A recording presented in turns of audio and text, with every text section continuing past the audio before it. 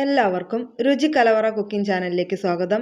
ഇന്ന് വളരെ എളുപ്പത്തിൽ തയ്യാറാക്കാൻ പറ്റുന്ന പുതിന ചട്നിയാണ് ഉണ്ടാക്കാൻ പോകുന്നത്. ഇതിനായി ചട്ടിയിൽ 1.5 ടേബിൾ സ്പൂൺ ഓയിൽ ഒഴിച്ചു കൊടുക്കാം. 1 ടേബിൾ സ്പൂൺ ഉഴുന്നുപരിപ്പും കൂടെ ചേർത്ത് നിറം മാറുന്നത് വരെ ഒന്ന് ഇളക്കി കൊടുക്കാം.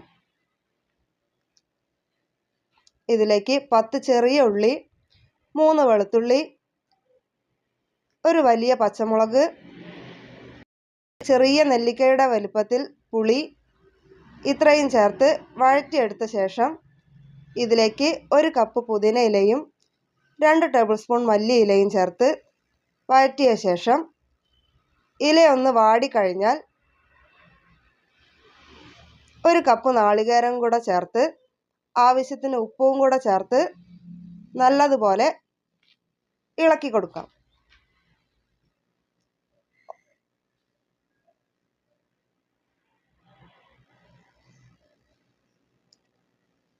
ഒന്ന് ചൂടാറിയ ശേഷം ജാറിലേക്ക് മാറ്റിയിട്ടുണ്ട്.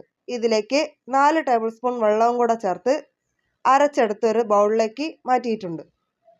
ഇനി വറുത്തിടാനായി ചട്ടിയിൽ 1.5 ടേബിൾ സ്പൂൺ ഓയിൽ ഒഴിക്കാം. 1 ടേബിൾ സ്പൂൺ കടുക്, 1 ടേബിൾ സ്പൂൺ ഉഴുന്നുപരിപ്പ്, 1 ഉണക്കമുളക്, 1 തണ്ട് കറിവേപ്പിലയും ചേർത്ത് വഴറ്റിയെടുത്ത് ചട്നിയുടെ മുകളിലേക്ക് ഒഴിച്ചു കൊടുക്കാം. ഇതപ്പം നമ്മുടെ ടേസ്റ്റി ആയിട്ടുള്ള പുതിന ചട്നി ഇവിടെ റെഡി ആയിട്ടുണ്ട്. ഇതുപോലെയുള്ള ഈസി റെസിപ്പിക്ക് വേണ്ടി രുചി കലവറ കുക്കിംഗ് ചാനൽ ഒന്ന് സബ്സ്ക്രൈബ് ചെയ്ത് സപ്പോർട്ട് ചെയ്യണേ.